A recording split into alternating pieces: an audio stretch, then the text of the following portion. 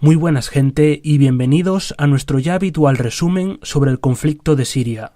En esta ocasión veremos que se han producido cambios de extrema importancia. El balance de fuerzas parece que se ha inclinado de forma definitiva hacia el lado del gobierno, con lo cual es muy probable que 2016 sea un año clave en el que la guerra se va a ir encaminando hacia su final.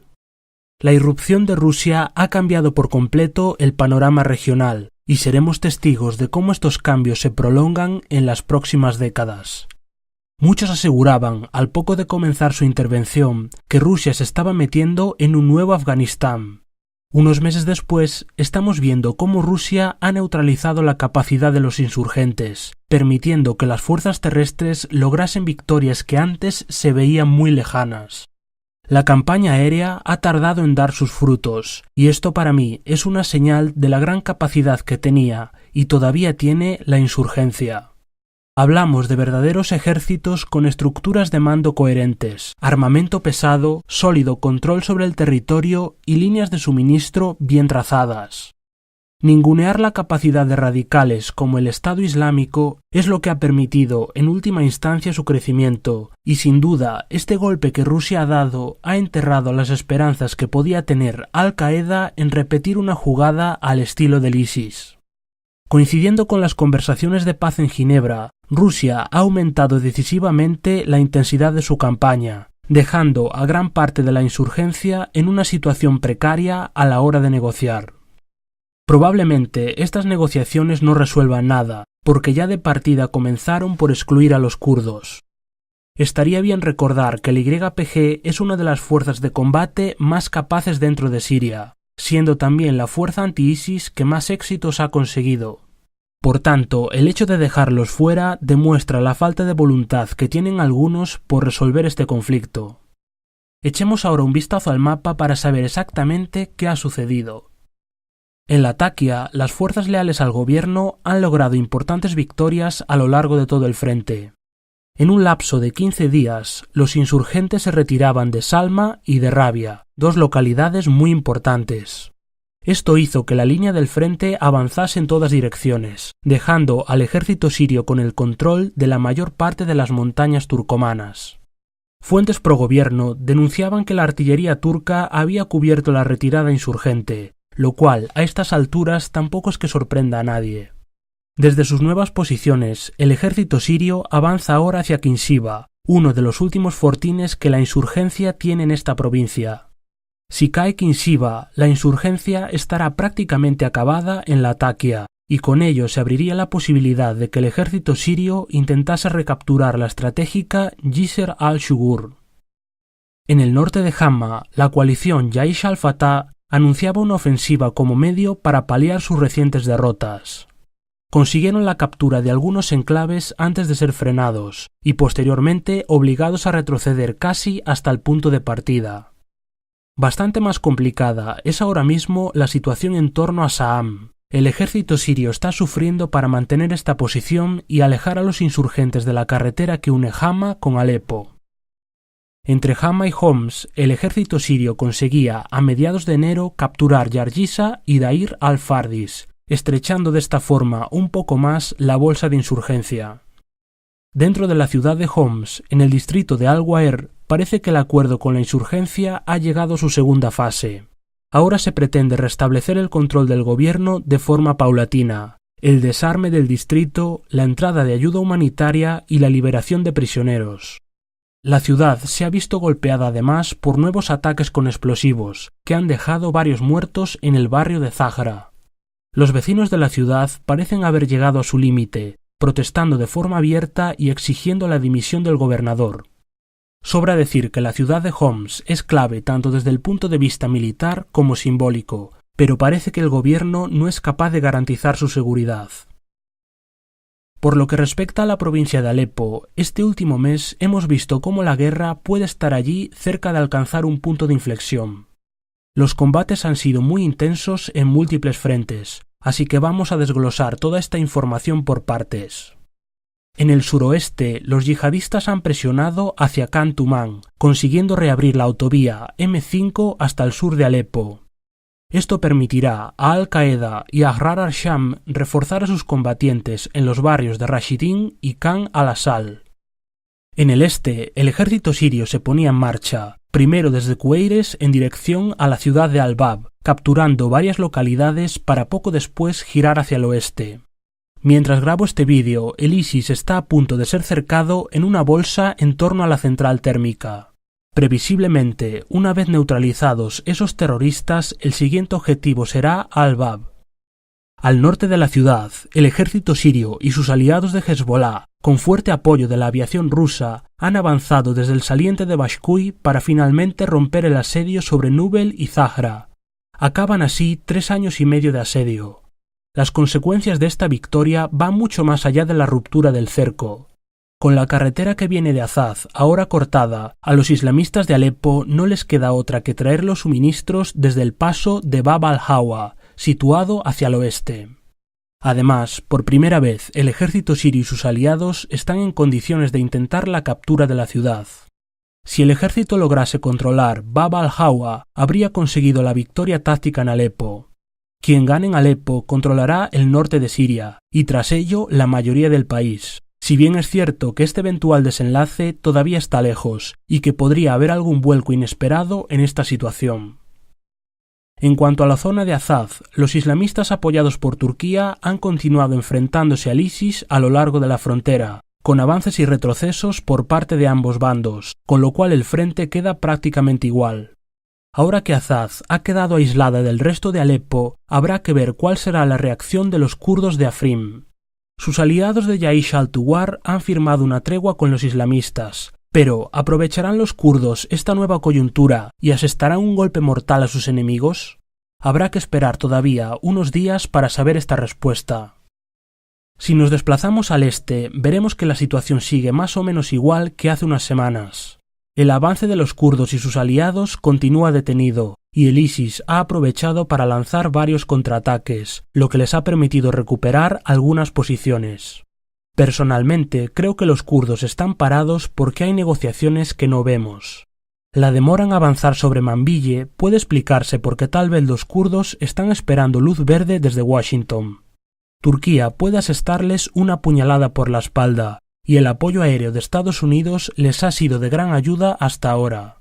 Lo sabio en este caso es esperar garantías de Washington de que Erdogan no atacará justo en el momento en el que los kurdos decidan cruzar en masa el río Éufrates.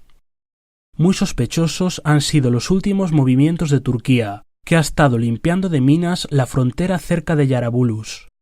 Obama se encuentra ahora mismo en una encrucijada muy complicada. O le para los pies a Erdogan o rompe su alianza con los kurdos, que por cierto son su mejor aliado en la zona. Un último apunte sobre el Kurdistán. En Qamishli sigue el cruce de acusaciones entre kurdos y fuerzas pro Assad. Cualquier entendimiento que hubiese previamente parece papel mojado, y ahora se acusan unos a otros por la inseguridad en la ciudad. El ISIS ha vuelto a infiltrarse atentando contra civiles, y esto ha caldeado todavía más el ambiente entre las distintas comunidades. Si nos desplazamos al sur, la ciudad de Deir ez-Zor ha vivido intensos combates entre el ISIS y las fuerzas cercadas. Los terroristas lanzaron una poderosa ofensiva al amparo de una tormenta de arena. Consiguieron capturar a Yash y Bugailiya, tomando así el control sobre la entrada occidental de la ciudad. También capturaron los arsenales de Ayash, aunque estos previsiblemente estaban vacíos. En los barrios centrales, los milicianos del ISIS también lograron avanzar, al igual que en el perímetro del aeropuerto. Tras este shock inicial, los defensores lanzaron un contraataque que ha estabilizado la línea y recuperado varias posiciones. La aviación rusa ha estado golpeando con dureza las afueras de la ciudad para apoyar a los defensores. Se estima que las pérdidas para los terroristas han sido muy grandes, y está por ver hasta cuándo van a tener hombres y recursos suficientes para continuar lanzando estos asaltos tan costosos. Las tropas cercadas son abastecidas desde el aire, garantizando esto sus capacidades de combate. En el desierto de Homs no ha habido ningún cambio trascendental. En las cercanías de Palmira, el Estado Islámico ganaba terreno a mediados del mes pasado, ganancias que serían contrarrestadas días más tarde. La batalla en el desierto continúa sin que de momento haya un claro vencedor. Más preocupante ha sido lo ocurrido en Kalamun, unos sucesos que han sido bastante ignorados por los medios. A finales de enero, el Estado Islámico avanzaba hacia el sur de Qaryatayn, capturando varios puntos para finalmente atacar la Brigada 128 del ejército sirio. El ataque contra la brigada ha sido repelido, pero el Estado Islámico parece estarse estableciendo en una zona donde hasta ahora su presencia era meramente testimonial. Al otro lado de la espina dorsal que une norte y sur de Siria, en el Kalamun occidental, el ISIS se ha estado enfrentando con Al-Qaeda en la frontera y dentro del propio Líbano. Parece ser que todo comenzaba con un ataque de Al-Qaeda, el cual era repelido por los milicianos del ISIS. Tras este éxito, el Estado Islámico lanzaba un contraataque que les otorgaba el control sobre 3/4 partes de la zona, quedando a Al-Qaeda en una posición muy precaria y poniendo así el ISIS un pie dentro del Líbano. Esta pseudoguerra civil entre yihadistas también se ha extendido a enclaves en la periferia de Damasco. Dumair, Al-Tal y Wadi Barada han sido escenario de combates entre milicianos islamistas y grupos afiliados a Estado Islámico. En el sector de Yarmouk, si os acordáis, en diciembre pasado hablábamos de un acuerdo para evacuar a personal del ISIS desde esta zona hasta Raqqa. Dicho acuerdo tenía previsto sacar de allí a más de 3.600 personas, de las que por lo menos 2.000 eran combatientes del ISIS. A finales de enero, el barrio de Al-Qadam habría quedado libre de elementos pro-ISIS, con la posterior entrada de fuerzas gubernamentales. En la cercana Daraya, los combates intensos y los bombardeos han continuado. El ejército sirio habría cortado la comunicación con Muadamiyat, lanzando un ultimátum para que los insurgentes allí cercados se rindiesen. El plazo del ultimátum ha finalizado, sin que se haya producido una rendición o un asalto por parte del ejército. Además de estos combates, el 31 de enero el Estado Islámico hacía estallar 2 bombas en el santuario de Sayeda Zeinab, un lugar de culto muy importante para los chiitas. Más de 70 personas fallecieron ese día a consecuencia del atentado. Para terminar, si continuamos hacia Daraa, veremos un escenario mucho más cambiante de lo que viene siendo habitual. Tras muchos meses con la iniciativa en la mano, los insurgentes parecen haber perdido fuelle, y ahora el ejército sirio es el que marca el paso en la lucha. Tras casi 30 días de batalla, el ejército sirio y sus aliados han conseguido capturar Sheikh Miskin, asegurando así la estrecha ruta que une Damasco y Daraa. En las proximidades de esta última, el ejército ha lanzado una poderosa ofensiva en los últimos días, lo que ha resultado en la captura de las localidades de Udman y Nuaymá. Puede que a continuación las fuerzas pro-Assad centren sus esfuerzos en Ibta y en Dail, para con esto continuar mejorando y reforzando sus líneas hasta la frontera con Jordania. Del mismo modo, estas conquistas servirían como trampolín a futuras ofensivas contra la parte occidental de la provincia. Aquí ponemos punto final a esta actualización. Seguramente dentro de unos días haya más novedades que contar, teniendo en cuenta cómo se han ido acelerando los acontecimientos.